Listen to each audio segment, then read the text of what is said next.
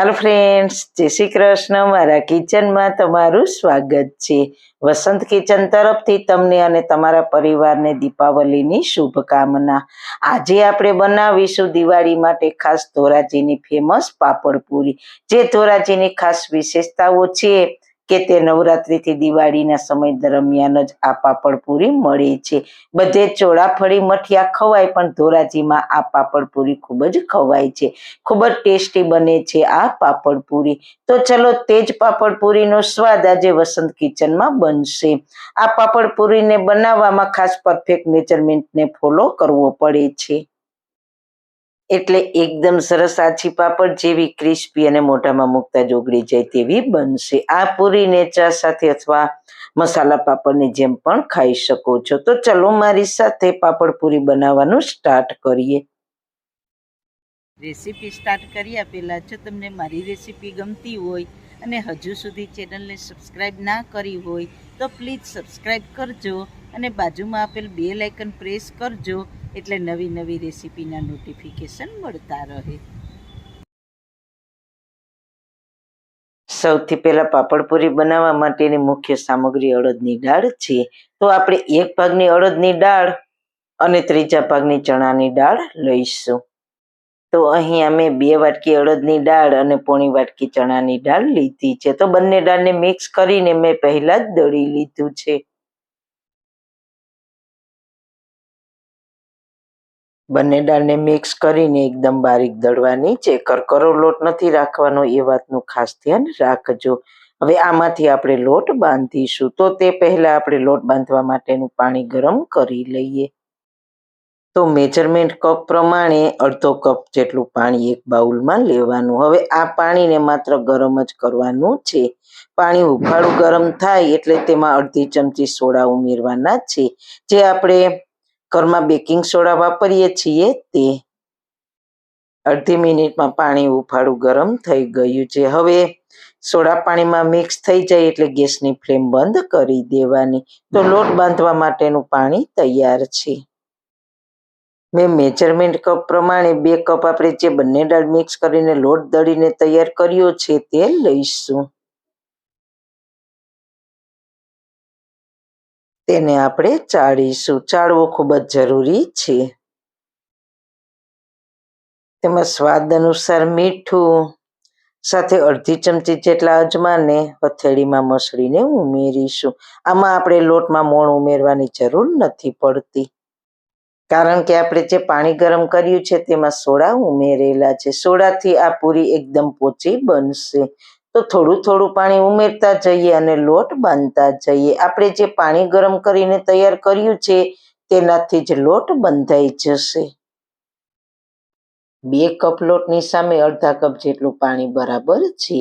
આ રીતના પરફેક્ટ માપ લેશો ને એટલે લોટ બરાબર બંધાશે. અડદની દાળની હિસાબે થોડી ચીકાશ લાગશે, પણ જેમ જેમ આપણે લોટ બાંધીશું તેમ તેમ લોટ સ્મૂથ થતો જશે. આપણે જ્યારે અડદના પાપડનો લોટ બાંધીએ છીએ ત્યારે મોણ નથી ઉમેરતા, એ જ રીતના આમાં પણ મોણ નથી ઉમેરવાનું હોતું. આપણે અડદના પાપડ બનાવીએ ત્યારે પાપડ ખાંડનો ઉપયોગ કરતા હોઈએ છીએ, પણ અહીંયા સાથે આપણે ચણાની દાળ લીધી છે એટલે બેકિંગ સોડાનો ઉપયોગ કરીશું. લોટ આપણો બંધાઈ ગયો છે. તો હવે હાથને ધોઈને થોડા તેલથી લોટને મસળશું, એટલે લોટ હાથમાં ચોટે નહીં. તમે જોઈ શકો છો, લોટને મસળીએ એટલે લોટ લીસો થતો જાય છે. બસ હવે આ લોટને ઢાંકીને 10 મિનિટનો રેસ્ટ આપીશું, એટલે સરસ સોફ્ટ થઈ જશે. 10 મિનિટ પછી લોટને જોઈ લઈએ. તો હવે આ લોટને આપણે મસળવાનો છે. તો પ્લેટફોર્મ પર થોડું તેલ લઈને લોટને એકદમ સરસ મસળવાનો છે.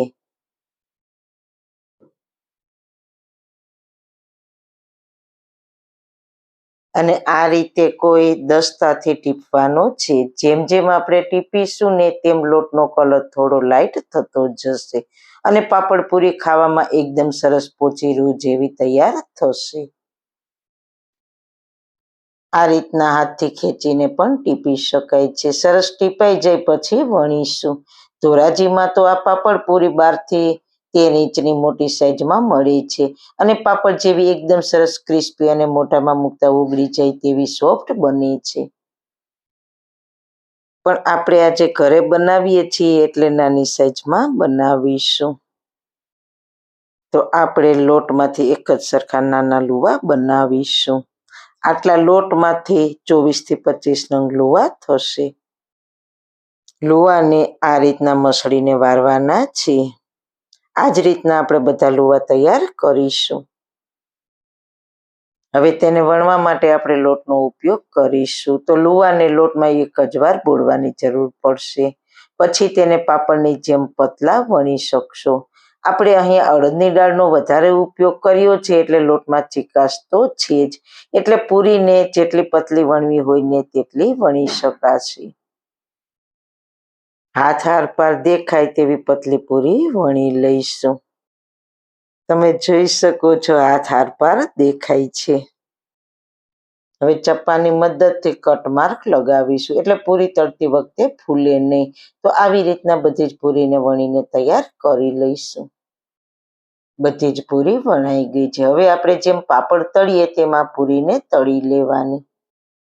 તો પાપડ પૂરીને તળવા માટે મેં પહેલા તેલ ગરમ મૂકી દીધું છે. પાપડ પૂરી તળતી વખતે પૂરી લાલ ના થાય તેટલું તેલનું ટેમ્પરેચર રહેવું જોઈએ. આપણું તેલ મીડિયમ ગરમ થઈ ગયું છે તો ગરમ તેલમાં પાપડ પૂરીને તળી લઈએ. પૂરી પતલી છે એટલે તરત જ ક્રિસ્પી થવા લાગશે.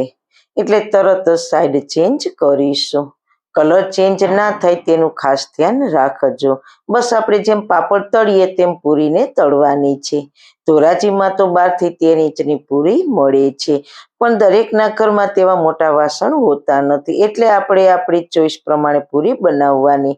હવે તેને પ્લેટમાં લઈ લઈએ. બીજી પૂરીને પણ તળીશું.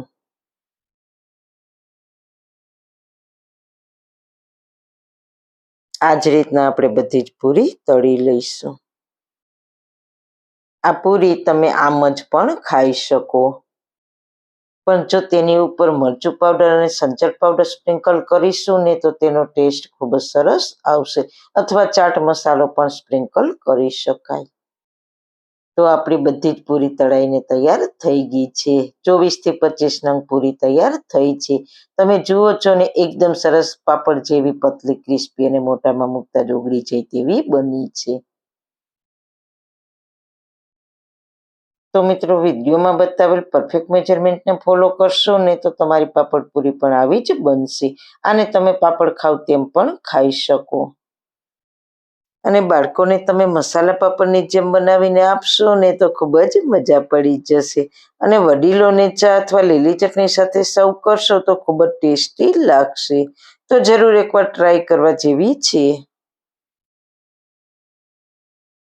અથવા આપણે જે મસાલો તૈયાર કર્યો છે તેને સ્પ્રિંકલ કરીને ખાશો તો લાજવાબ ટેસ્ટ આવશે. તો ફ્રેન્ડ્સ, તમને આ રેસીપી સારી લાગી હોય ને તો વિડીયોને લાઈક શેર કરજો અને મારી ચેનલ વસંત કિચનને સબસ્ક્રાઈબ કરજો. ફરી મળીશું એક નવી જ રેસીપી સાથે. જય શ્રી કૃષ્ણ.